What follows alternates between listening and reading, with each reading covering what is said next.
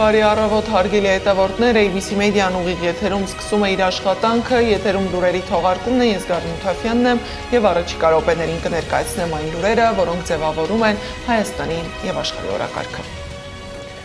Արցախի 5-րդ նախագահ Սամվել Շահրամանյանին դեկտեմբերի 18-ին ժամը 10-ին կրկին հրավիրել են հարցաքննության, զինվորական քննչական մարմնում քննվող քրեական վարույթի շրջանակում, հայտարարել է փաստաբան Ռոման Երիցյանը։ Նա խոստացել է ստեղծված վիճակի վերաբերյալ այսօր հանդես գալ հայտարարությամբ։ Զուգահեռ արցախցիները նամակով դիմել են վեհափառին, խնդրելով քննարկել Արցախի թեմի առաջնորդին փոխելու հարցը։ Արցախյան քաղաքասարակության ներկայացուցիչները վեհափառին ուղղված նամակում շեշտել են, որ անընդունելի է, որ Վրթանես եպիսկոպոս Աբրահամյանը, որը կոչված է պաշտպանելու իրեն հանձնված սրբություններն ու հավատավոր ժողովրդին, այդ կոչմանը հակընդդեմ գործողություններ է կատարում։ Նամակում ասվում է, նա մասնավորապես հարգանքի ու պատվի արժանացնում Արցախն իր վանքերով, եկեղեցիներով, խաչքարերով, գերեզմաններով ու սրբավայրերով թշնամուն հանձնելու քաղաքական որոշման թիվ 1 պատասխանատուին, փաստացիորեն միանալով նրա հակաեկեղեցական սրբապիղծ արշավին։ Նման քայլը թե իր բովանդակությամբ, թե իրականացման ձևով մեր բոլորի կողմից ընկալվեց ոչ միայն խոնարհում Նիկոլ Փաշինյանի առջև, այլ նաև նրա քայլերի ուղղակի արդարացում, ինչն իհարկե առաջացրեց Արցախի մեր ժողովրդի արդարացի զայրույթն ու վստահության կորուստը տվյալ հոգևոր առաջնորդի նկատմամբ։ Վերոգրյալի հիման վրա խնդրում ենք քննարկել Արցախի թեմի առաջնորդին փոխելու հարցը, քանզի ներկայիս առաջնորդը լիովին կորցրել է Արցախի հավատացյալ ժողովրդի վստահությունը եւ իր իսկ բռնած ճանապարհի պատճառով այլևս չունի որևէ բարոյական հիմք շարունակելու առաջնորդել դավաճանված Արցախի հայոց թեմը։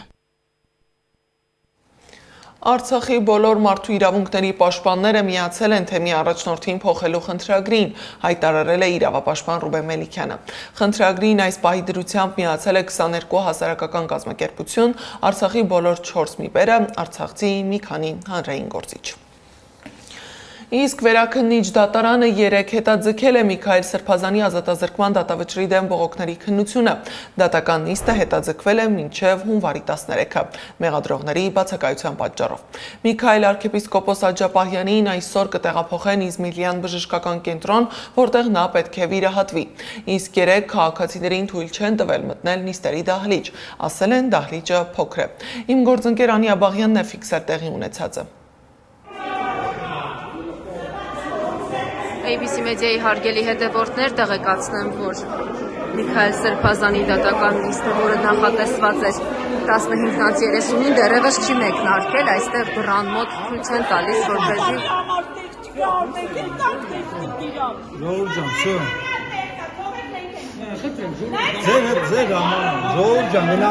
ցույց չեն տալիս, որպեսզի այստեղ հավաքված քաղաքացիները մոտենան եւ մասնակցեն նիստին։ Մենք ուզենք մենք հազարիկ տեսնենք։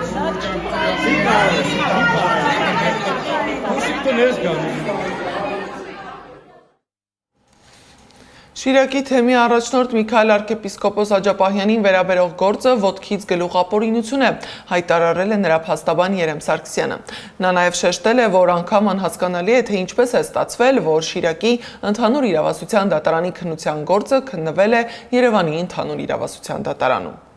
Հանրապես հաճախ որ բողոքները բերում ենք, մի կետով, երկու կետով ինչ որ խնդիրներ ենք տեսնում, ուրեմն դատավճիռը, որը որ կայացվել է, ոտից գլուխ ապօրինություն, հա, եւ այդ խնդիրները այնպիսի խնդիրներ են, որ նույնիսկ առանց ապացույցների գնահատման պետք է արդարացում տեղի ունենար եւ վերաքննիչ դատարանն էլ այլ հնար չունի օրենքի իմաստով, քան բեկանելու դատական ակտը։ Իհարկե մենք հասկանում ենք այս գործով ինչա տեղի ունենում եւ իրավական գործընթացները կարող է հանկարծ այն հունով չեթան ոնց որ պետք են, բայց օրինակ ընդդատության կանոնի խախտումը, որ դատարանը Գյումրի Շիրակի մարզի ընդհանուր իրավասության դատարանի ենթակա գործը քննել է Երևան քաղաքում։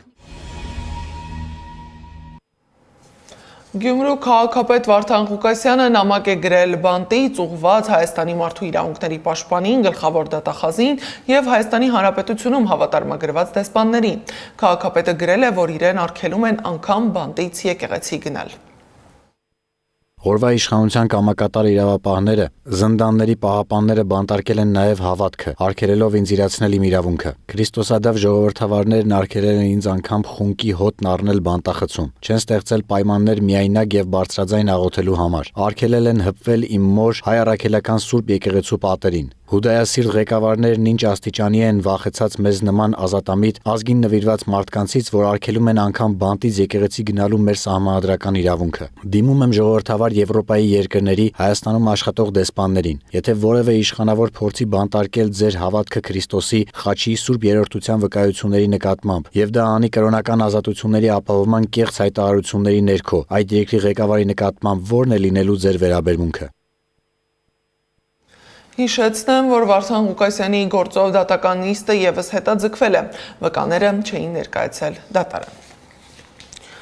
Կալանավորված գործարար Սամվել Կարապետյանը ԱԱԾ մեկուսարանից հայտարարություն է տարածել։ Հայաստանը իրավունք չունի վատ հարաբերություններ ունենալ որևէ հարևանի ու որևէ գերտերության հետ, գրել է Կարապետյանն ու շեշտել, որ պրիմիտիվ քեն քշելու ու միաժամանակ գծնելու հայերիս համար ամոթալի քաղաքականությունը դադարեցնելու են ընտրության հաջորդ իսկ օրվանից։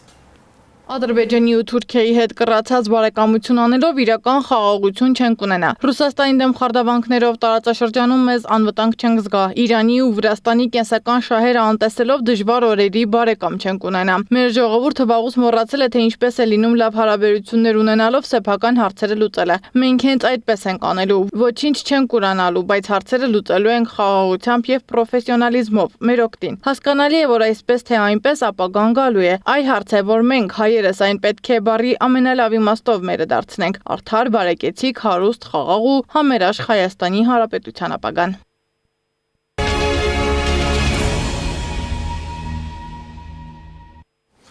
Տարածաշրջանի հիմնական խաղացողների համար շարունակում են օրակարգային մնալ Վաշինգտոնյան պայմանագրով ձեռք բերված պայմանավորվածությունները։ Թրամփի ուղին փաստացի նույնական է Զանգեզուրի միջանցքին։ Իրանում Հայաստանի Հանրապետության դեսպան Գրիգոր Հակոբյանին ասել է Իսլամական հեղափոխության գերագույն առաջնորդի միջազգային հարցերի խորհրդական Ալի Ակբար Վելայաթին։ Նրա խոսքով Իրանն ի սկզբանե դեմ է հանդես եկել միջանցքին, քանի որ Թեհրանը մերժում է տարածաշրջանային սահմանների ցանկացած փոփոխություն եւ վախենում է իր անվտանգությանը սպառնացող վտանգներից։ Իսկ դեսպան Հակոբյանն էլ հայտարարել է, որ Թրամփի ուղին կյանքի է կոչվելու պետությունների տարածքային ամբողջականության, ինքնիշխանության, իրավազորության եւ փոխադարձության սկզբունքների հիման վրա եւ ստեղծելու է լայն հնարավորություններ տարածաշրջանի փոխկապակցվածության ու տնտեսական զարգացման համար։ Հաջորդ տարի կայանալիք խորհրդարանի ընտրությունից առաջ Երևանը Բրյուսելից օգնություն է խնդրում, իսկ Եվրամիության անդամ երկրներն աջակցություն են հայտնել Հայաստանին հիբրիդային սպառնալիքներին հակազդելու հարցում։ Քննարկումը տեղի է ունեցել աշխատանքային նախաճաշի ձևաչափով, մասնակցել են Եվրոպական հանձնաժողովի փոխնախագահը, ԵՄ արտաքին գործերի եւ անվտանգության քաղաքականության հարցերով բարձր ներկայացուցիչ Կայա Կալասը, ԵՄ ընդլայնման հարցերի հանձնակատար Մարթա Կոսը, նաեւ Եվրամիության անդամ երկրների արտաքին քաղաքական գերատեսչությունների ղեկավարներ ու ներկայացուցիչներ։ Իսկ արտաքին գերատեսչության մամուլի քարտուղար Անի Բադալյանը հայտարարել է, որ Հայաստանի եւ Եվրամիության միջև տարբեր ուղղություններով, այդ թվում հիբրիդային սպառնալիքներին դիմակայելու ոլորտում գործակցությունը շարունակական է եւ նոր չի սկսվել։ Նրա խոսքով գործընկերության զարգացմանը զուգահեռ դիտարկվում, մշակվում, հաստատվում են Հայաստանում ժողովրդավարական տնտեսական դիմակայության ամրապնդման ուղղված տարբեր նախաձեռնություններ։ Բացառություն չէ ընտրական գործընթացները ժողովրդավարական չափանիշներին համահունչ ապահովելու ճանապարհին հնարավոր հիբրիդային սպառնալիքներին հակազդելու նպատակով փոխգործակցությունը։ ԵՄ աջակցությունը հաշվի առնելով այս ուղղությամբ ԵՄ ու անդամ երկրների փորձն ու գործիքակազմը։ Այո, կան այդ ուղղությամբ համատեղ քննարկումների արդյունքում ձևավորված նախաձեռնություններ, որոնց վերաբերյալ որոշումների կայացման պարագայում հարությունը պատշաճ կտեղեկացնենք։ Մինչ պաշտոնական Երևանը փորձում է ստեղծել պայմաններ արդար ժողովրդավարական սկզբունքներին համապատասխան ընտրություն կազմակերպելու համար, Բաքվի դատարանում ավելանում է եւս մեկ հայի կարված գործի թղթապանակ։ Բաքվի դատարանում ցուցմունք է տվել Ստեփանակերտում իբր տերորիստական հարձակման եւ այլ առանձնապես ծանր հանցագործությունների փորձի համար մեղադրվող Կարեն Ավանեսյանը։ Մեղադրականի եզրակացությունը կարդալուց հետո դատարանը հայտարարել է հաջորդ դատական նիստը դեկտեմբերի 18-ին է։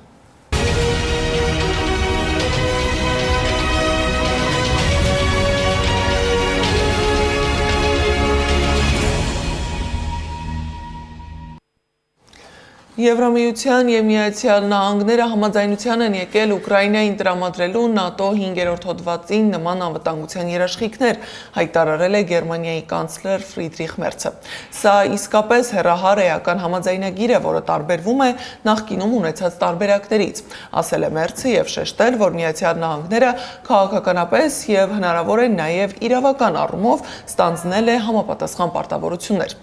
Իսկ Բեռլինում մեկնարկել է Զելենսկիի եվրոպական երկրների առաջնորդների եւ ՆԱՏՕ գլխավոր քարտուղարի հանդիպումը Ուիտքոֆի ու Քուշների հետ։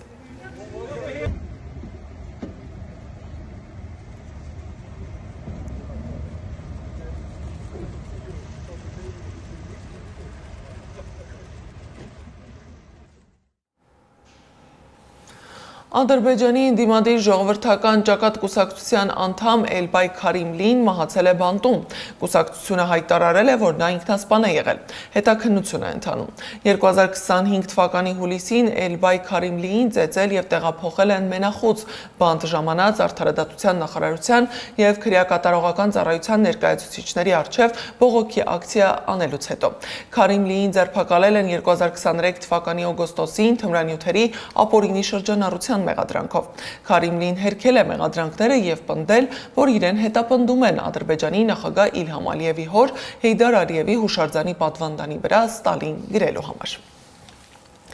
Ռուս-վրացական սահմանին գտնվող Վերին Լար սահմանային անցակետում մոտ 2500 բեռնատար է կուտակվել, հայտնել է Հյուսիսային Օսիայի կառավարության մամուլի ծառայությունը։